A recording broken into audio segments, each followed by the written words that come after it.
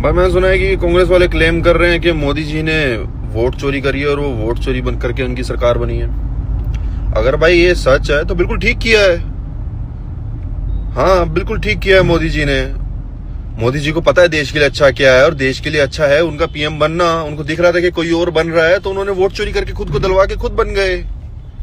ऐसे किसी और को बनने देंगे तो बेवकूफी, हम मोदी जी ही बेवकूफ होंगे अगर अपने प्यारे देश में किसी और को बनने देंगे। मोदी जी कभी देश के लिए कुछ गलत कर ही नहीं सकते। उन्हें पता था देश के लिए ठीक क्या है तो उन्होंने वो किया।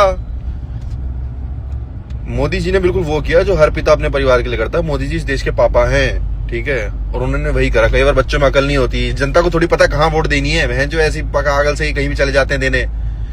पर मोदी जी ने इस बात का ध्यान रखा कि इन गधों की ना चले, तो मोदी जी ने फेक वोट दिलवा दिया अपने आप पे। अगर ऐसा किया तो बिल्कुल ठीक किया। I love you Modi ji, ऐसे ही करना चाहिए था आपको।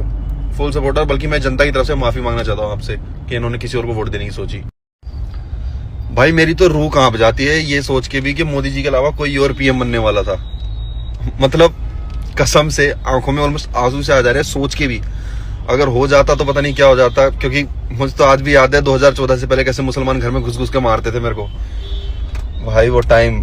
और अब तो दोबारा तो मुझे लग रहा है वो पिछले 10 साल की भड़ास निकाल के और गंदा पीटेंगे अगर मोदी जी की सरकार चली गई तो अब ये बात सोच के मुझे ये एक बात और मेरे ध्यान में आई, मन में बात आई कि मोदी जी अगर कुछ गलत काम भी करते तो वो कितना हमारे भले के लिए ही करते हैं ना।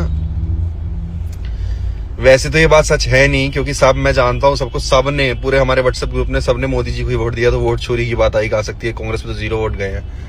बट फिर भी यार रूह कांप जा रही है कसम से भाई, आंख में आंसू आ गए ऑलमोस्ट।